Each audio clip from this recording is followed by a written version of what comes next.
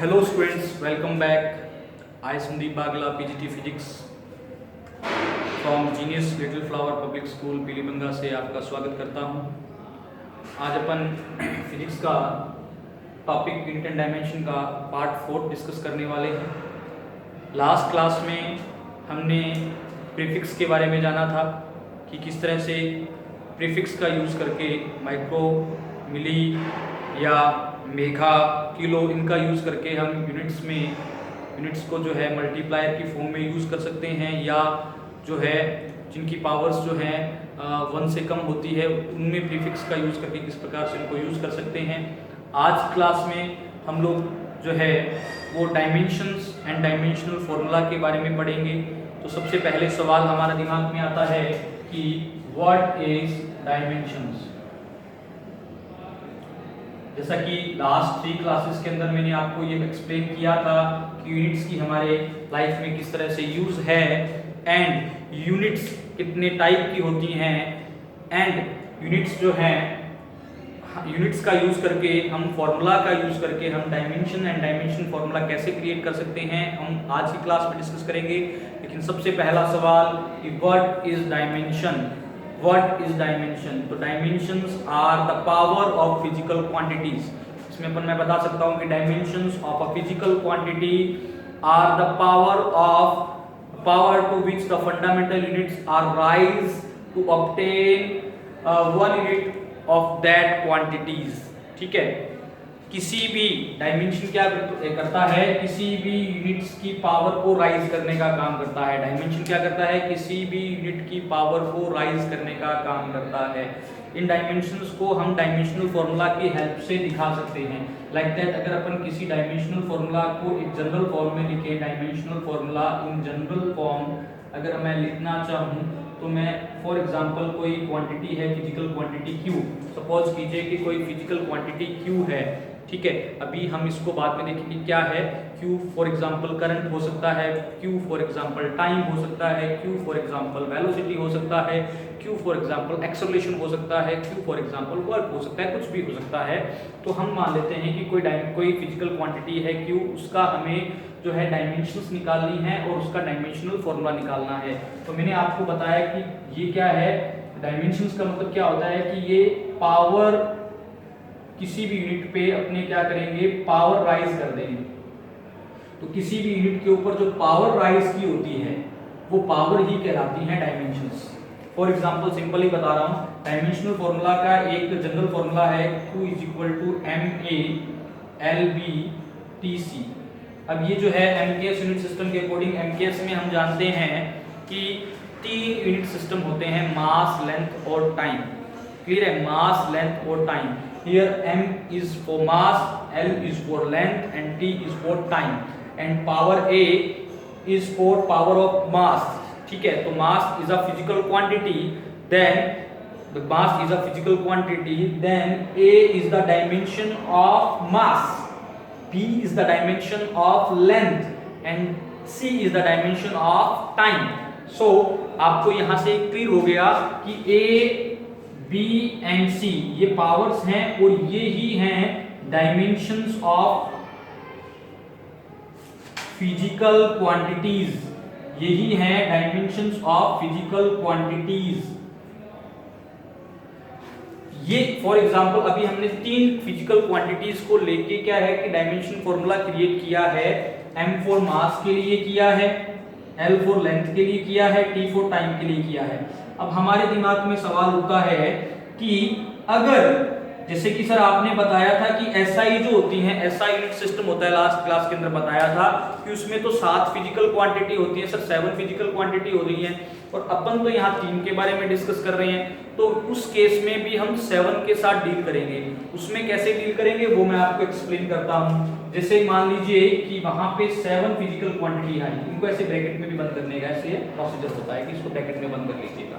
ठीक है, अब क्या है कि अगर मान लो कि SI यूनिट सिस्टम के लिए मैं बात करूं कि डायमेंशनल फॉर्मूला निकालना पड़े तो मास के लिए तो आ जाएगा M की पावर A ले लीजिए, लेंथ के लिए आ जाएगा L की पावर B ले लीजिए, टाइम के लिए आ जाएगा T, इसकी पावर C ले लीजिए। तो कॉमन है, सेम है जैसा इसमें लिया था। और फिर आगे कैसे बढ़े, तो आपने एक इलेक्ट्रिक करंट पढ़ा था, तो इलेक्ट्रिक करंट के लिए एम्पियर आता है, एम्पियर के लिए आएगा ए, कैपिटल ए, इसकी पावर डी लगा दीजिए। फिर टेम्परेचर, टेम्परेचर के लिए यूनिट होती है केल्विन, तो उसके लिए यहाँ आएगा के, उसकी यूनिट जो लगा दीजिए आप ई लगा दीजिए। फिर आपका आता है कैंडेला, इसके लिए ल्यूमिनस इंटेंसिटी के लिए, उसके लिए यहाँ सी, कैपिटल और स्मॉल डी लगा दीजिए, ठीक है, उसकी पावर लगा दीजिए यहाँ एफ। और एक आता है मोल, लास्ट जो फिजिकल क्वांटिटी थी एसआई में, ठीक है, उसके लिए मोल आएगा, तो यहाँ आप लगा दीजिए मोल, MOL मोल, इसकी पावर लगा दीजिए जी, कुछ भी लगा सकते हैं, कोई इशू नहीं है।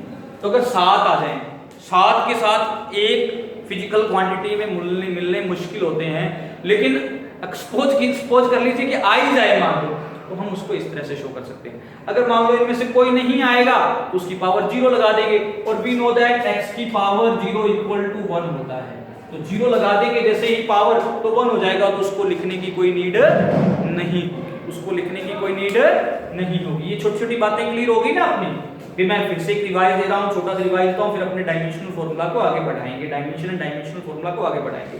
मैंने बोला कि व्हाट इज डायमेंशन। डायमेंशन क्या होती है? किसी भी फिजिकल क्वांटिटी के ऊपर जो पावर होती है, किसी भी फिजिकल क्वांटिटी के ऊपर जो पावर होती है ना, यूनिट सिस्टम के अंदर, वो पावर जो होती है वही पावर कहलाती है हमारी डायमेंशन। जैसे कि डायमेंशनल फॉर्मूला को देख लें, तो मैंने एक फॉर एग्जांपल बताया कि एक जो है Q है, Q कोई फिजिकल क्वांटिटी है, और इसका जो डायमेंशनल फॉर्मूला सपोज कीजिए जनरलाइज बात कर रहा हूं, तो MLT इस तरह से है। मैंने ये MLT क्यों लिया? तो मैंने बताया कि जैसे मैंने आपको MKS यूनिट सिस्टम में बताया था कि 3 फंडामेंटल क्वांटिटी है। कौन कौन सी फंडामेंटल क्वांटिटी है? एक मास फंडामेंटल क्वांटिटी है, एक लेंथ है, और तीसरी वाली जो है वो टाइम है।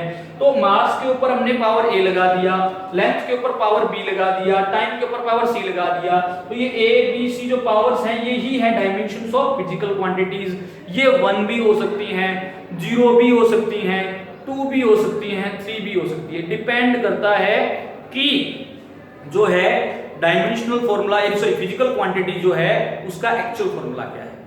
डायमेंशनल फॉर्मूला, अब दिमाग में हमारे एक छोटा सा सवाल आता है, अगर मैं एक स्टूडेंट की बिहेव पे बात करूं तो एक मेरे दिमाग में एक छोटा सा सवाल आता है कि यार ये ना ये डायमेंशनल फॉर्मूला होता क्या है, क्यों जरूरत पड़ी इसकी, है ना। तो देखिए हम सब जानते हैं कि फॉर्मूलाज होते हैं, किसी भी यूनिट सिस्टम के फॉर्मूलाज होते हैं, उस पे बात करते हैं अपने, है ना। किसी भी यूनिट सिस्टम में फॉर्मूलाज होते हैं, जैसे सपोज कीजिए इसे यूनिट सिस्टम है, अब इसके अंदर क्या होता है, फॉर्मूला होता है। फॉर एग्जांपल मैं एक फॉर्मूला ले रहा हूं, यहाँ पे मैं एक ले लेता हूं, मान लो कि मैं स्पीड का फॉर्मूला लेता हूं। अब स्पीड का फॉर्मूला हो गया डिस्टेंस अपॉन में टाइम, डिस्टेंस अपॉन में टाइम, ठीक है, क्लियर। डिस्टेंस यानी एक तरह का लेंथ,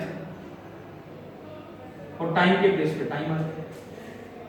तो इसका जो यूनिट बना, वो यूनिट क्या बनेगा इसका, मीटर पर सेकंड। तो डायमेंशनल फॉर्मूला में जाते हैं इसको, जैसे वो वाले में लेते हैं MA LB और TC, ये स्पीड के लिए निकालते हैं, MA LB और TC स्पीड के लिए निकालते हैं इसकी चीज, है ना, MA LB TC। अब स्पीड में देखिए आप, M मास कहीं नजर आ रहा है इस फॉर्मूला में आपको, इस फॉर्मूला में कहीं मास नजर आ रहा है आपको, जो लेंथ नजर आ रहा है और टाइम नजर आ रहा है, मास नजर आ रहा है इस फॉर्मूला में कहीं आपको नहीं नजर आ रहा। तो मास की पावर कितनी आएगी, फिर 0 आएगी, मास नहीं है तो A बराबर 0 हो गया, तो मास की पावर 0 हो गई। लेंथ नजर आ रहा है आपको, बिल्कुल नजर आ रहा है। लेंथ कितना नजर आ रहा है, लेंथ की पावर कितनी नजर आ रही है, लेंथ की पावर तो 1 नजर आ रही है, तो यहां लिखेंगे L की पावर 1। टाइम कितना नजर आ रहा है, टाइम कितना नजर आ रहा है, टाइम 1 नजर आ रहा है, लेकिन टाइम डिवाइड में, अपॉन में, ठीक है, तो यहां पे लिख देंगे T अपॉन में 1। इसको मैं अगर सही करके लिखूंगा तो ऐसा लिखा जाएगा M0 L1, T नीचे है, ऊपर जाके क्या जाएगा T-1। तो this is the dimensional formula of speed, this is dimensional formula of speed, dimensional formula of speed. तो इस तरह से आप हर एक का निकाल सकते हो। अब कुछ मैं आपको टेबल की हेल्प से बताऊंगा, ठीक है, क्लियर है।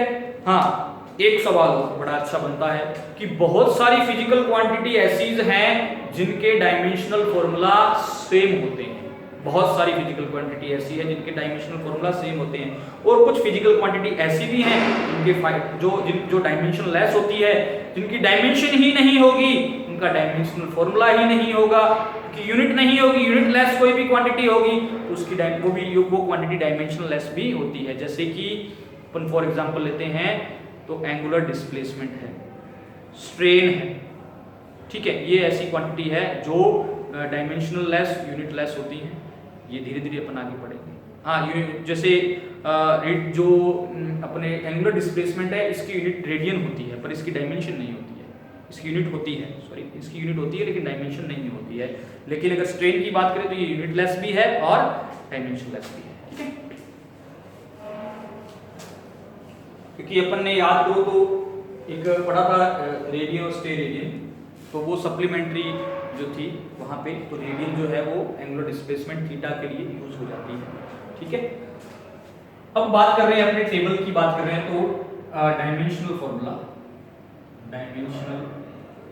Formula of physical quantities, dimensional formula of physical quantities, इसकी अपन बात कर रहे हैं। छोटी छोटी फिजिकल क्वांटिटी से अपन स्टार्ट करने वाले हैं। बहुत सारी फिजिकल क्वांटिटी है, अपन प्रैक्टिस के आधार पर इनको सबको कर सकते हैं। कुछ आज मैं करवाता हूं, कुछ आप प्रैक्टिस करना, इतने में अपना ये कंप्लीट हो जाएगा। 5 लेते हैं, तो मैं यहां पे लेता हूं फॉर एग्जांपल फिजिकल क्वांटिटी, मैं यहां लेता हूं फिजिकल क्वांटिटी, यहां ले लेता हूं मैं उसका जो है फॉर्मूला, फिजिकल क्वांटिटी का फॉर्मूला, यहाँ पे मैं ले लेता हूँ उसकी यूनिट, और यहाँ मैं ले लेता हूँ उसका डायमेंशनल फॉर्मूला। बहुत इजी सा काम है, बहुत जल्दी जल्दी हो जाएगा, चिंता वाली बात नहीं है। कोई डाउट है आप मेरे को चैट में डाल सकते हैं। तो फर्स्ट ऑफ ऑल अपन बात कर रहे हैं मास का ही निकाल लेते हैं, मास का निकाल लेते हैं, लेंथ का निकाल लेते हैं और टाइम का निकाल लेते हैं। मास का आएगा, मास का फॉर्मूला क्या होता है? मास का फॉर्मूला खुद क्या है, एक जो है डायमेंशनल सॉरी ये फिजिकल फंडामेंटल क्वांटिटी है ये, ठीक है। तो इसकी यूनिट होगी केजी, इसको एम से शो करते हैं मास, ठीक है। तो इसका डायमेंशनल फॉर्मूला होगा, देखो एक एम, एक ही अकेला ही है तो ये जगह m1 l0 t0, इसको हम m1 ही लिख सकते हैं, ठीक है। लेंथ फॉर एग्जांपल अगर कहीं डिस्प्लेसमेंट लिखा आया है तो वो भी एक प्रकार की क्या है, लेंथ ही है। कहीं फॉर एग्जांपल आपके डिस्टेंस लिखा आया है तो वो भी एक टाइप की लेंथ ही है। कहीं फॉर एग्जांपल हाइट लिखा आया है वो भी एक प्रकार की क्या है, लेंथ ही है, ठीक है।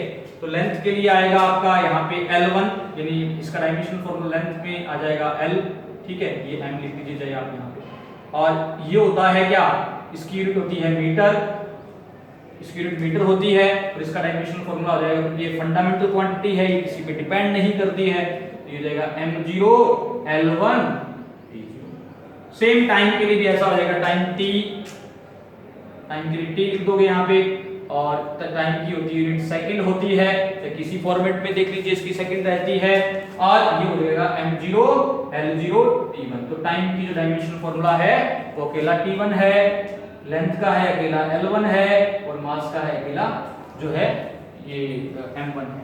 इसके अलावा आगे बढ़ते हैं, जैसे किसी एरिया का निकालना पड़ जाएगा, एरिया। अब एरिया का हम सब जानते हैं कि लेंथ मल्टीप्लाई विड्थ होता है, लेंथ मल्टीप्लाई जो है हाइट, सॉरी एरिया का जो है पाई आर स्क्वायर ले लेते हैं। किसी सर्कल के लिए लेना है तो अगर मान लो अगर स्क्वायर के लिए ले रहे हैं तो अपन जो है वो साइड मल्टीप्लाई साइड ले लेते हैं, तो साइड भी एक प्रकार की लेंथ है। पाई आर स्क्वायर में पाई कांस्टेंट है, R square R multiply R, R is a radius, radius भी एक तरह की आपकी क्या है, लेंथ है, रेडियस भी एक तरह की लेंथ है। तो लेंथ मल्टीप्लाई आर स्क्वायर मतलब लेंथ मल्टीप्लाई लेंथ। तो इससे मुझे पता लग रहा है कि एरिया जो होता है वो लेंथ मल्टीप्लाई लेंथ ही होता है। चाहे आप यहाँ पे इस लेंथ को आप लेंथ लिख दीजिए, इस लेंथ को विड्थ लिख लीजिए, इस लेंथ को आप साइड लिख दीजिए, इसको साइड लिख दीजिए, स्क्वायर का बन जाएगा। पाई आर स्क्वायर में पाई कांस्टेंट है, R multiply R, radius multiply radius हो गया। तो इसकी यूनिट भी आप जब जानते हैं, यूनिट से भी कंफर्म हो रहा है, देखिए कि मीटर स्क्वायर है। तो यहाँ जब एक अकेला मीटर था तो यहाँ L1 आ रहा था, यहाँ मीटर स्क्वायर है तो यहाँ क्या आएगा बेटा, L2 आएगा। क्या आएगा, लेंथ का 2 है, लेंथ की पावर 2 यहाँ यूज हो रही है, लेंथ 2 बार यूज हो रही है, तो यहाँ आएगा m0 L2 T0। ये डायमेंशनल फॉर्मूला हो गया एरिया का। ऐसे ही आपसे वॉल्यूम का पूछा जाए, ऐसे ही आपसे वॉल्यूम का पूछा जाए डायमेंशनल फॉर्मूला, तो वॉल्यूम का भी क्या होगा, वॉल्यूम का length multiply width multiply height होता है ना, सही है। या आप ले लेते हैं कि पाई आर स्क्वायर एच, तो आर स्क्वायर मैंने फिर से बताया, आर स्क्वायर, आर की लेंथ है, उसका स्क्वायर मतलब R multiply L multiply L, length multiply length, length square, और फिर एच हाइट भी लेंथ है, यहाँ पे लिखा भी हुआ है मैंने, तो लेंथ का क्यूब हो गया, तो मैंने लेंथ का क्यूब जनरलाइज करने के लिए लिख दिया यहाँ पे लेंथ का क्यूब। कोई इशू है नहीं है। तो इसके यूनिट भी क्या होगी, इसकी यूनिट होती है मीटर क्यूब, तो इसकी जो डायमेंशनल फॉर्मूला हो जाएगा वो m0 L3 T0। इस तरह से आप निकाल लेंगे, मेरे ख्याल से किसी को कोई प्रॉब्लम नहीं है। इसके बाद अपन आगे निकालना चाहें, एक और निकाल लेते हैं, ठीक है। इसके नीचे शायद बोर्ड नजर नहीं आएगा, तो मैं इतना आप देख लीजिए, स्क्रीनशॉट ले लीजिए, अच्छी तरह से समझ लीजिए, फिर अपन आगे बढ़ते हैं। उम्मीद है स्क्रीनशॉट ले लिया होगा, देख लिया होगा। आगे बढ़ते हैं, 5 कर चुके हैं, 5 और करते हैं, कम से कम बहुत सारे हैं, कितने भी कर सकते हो, कोई अंत नहीं है। जितने भी फॉर्मूला बनते हैं फिजिक्स में, उन सभी का डायमेंशनल फॉर्मूला निकाला जा सकता है, जितने भी फॉर्मूला बनते हैं। यानी ये पूरा 11th और 12th में काम आने वाली चीज है, ये वाला टॉपिक 11th और 12th, पूरा 11th और 12th में जब भी कोई आप टॉपिक पढ़ेंगे, जब भी कोई फॉर्मूला पढ़ेंगे, उसके अंदर ये आना ही आना है कि इसका डायमेंशनल फॉर्मूला कितना है, इसका यूनिट कितना है, इसका डायमेंशनल फॉर्मूला कितना है बताओ, इसका यूनिट कितना है बताओ, ये आना ही आना है। तो अपने को क्या है कि अगर फॉर्मूला पता होगा तो उसका अपन जो है डायमेंशनल फॉर्मूला बड़ा इजी तरीके से निकाल लेंगे। रट्टा मारने की कहीं जरूरत नहीं है, याद करने की कहीं जरूरत नहीं है, निकालना आना चाहिए अपने को बस। तो मैं आपको निकालना ही सिखा रहा हूं।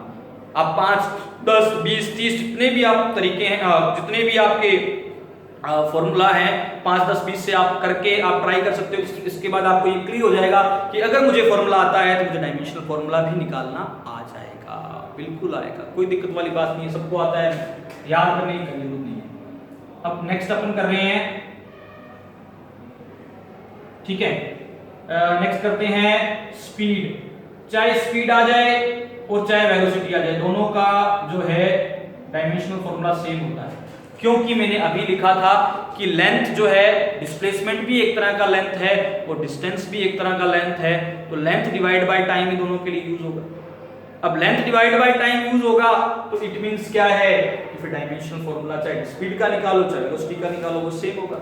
मैंने आपको पहले भी बताया था कि कुछ फिजिकल क्वांटिटी ऐसी हैं जिनका डायमेंशनल फॉर्मूला सेम होता है, तो स्पीड और वेलोसिटी का सेम है।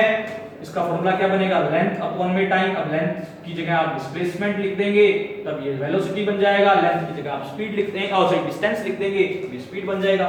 इसकी यूनिट होती है मीटर पर सेकंड। अब इससे आप भी मैंने आपको एग्जांपल के तौर पे बताया भी था इसका, तो ये हो गया m0 क्योंकि मास नहीं है, l ऊपर है तो l1, टाइम नीचे है तो नीचे से ऊपर जाएगा तो t-1, ठीक है। अब आप एक्सेलरेशन का निकालना चाहो, एक्सेलरेशन क्या होता है, change in velocity, change in velocity. ये 9th क्लास के फॉर्मूला है, 9th 10th के पढ़े हुए आप लोगों को, कोई बड़ा दूरी वाला काम नहीं है, कोई नए फॉर्मूला नहीं बता रहा हूं आपको, बिल्कुल 9th 10th में पढ़ी हुई चीजें हैं, छोटी छोटी सी बातें हैं, वही फिजिक्स में धीरे धीरे जो है आगे शुरुआत अपने को देती जा रही है, ठीक है। तो एक्सेलरेशन जो है वो चेंज इन वेलोसिटी है, चेंज इन वेलोसिटी अपॉन में टाइम, ठीक है, चेंज इन वेलोसिटी अपॉन में time, rate of change in velocity जो होता है वही एक्सेलरेशन होता है, ठीक है। तो वेलोसिटी का आपने अभी ये पढ़ा है क्या, लेंथ अपॉन में टाइम पढ़ा है वेलोसिटी का, तो वेलोसिटी की यूनिट क्या होगी, मीटर पर सेकंड, और टाइम की यूनिट क्या है, सेकंड, तो एक्चुअल यूनिट क्या बन गई इसकी, मीटर पर सेकंड स्क्वायर, ये बन गई मीटर पर सेकंड स्क्वायर बन गई। वेलोसिटी की यूनिट है मीटर पर सेकंड डिवाइड बाय सेकंड, ये सेकंड और ये सेकंड नीचे है तो दोनों, तो ये बन जाएगा सेकंड स्क्वायर।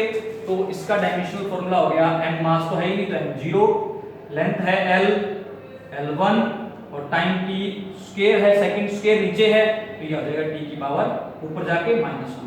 तो मैंने आपको जब ये टॉपिक शुरू भी किया था तब भी बताया था कि जो ये पावर्स होती है ये पावर रिकॉग्नाइज करेंगी डायमेंशन को।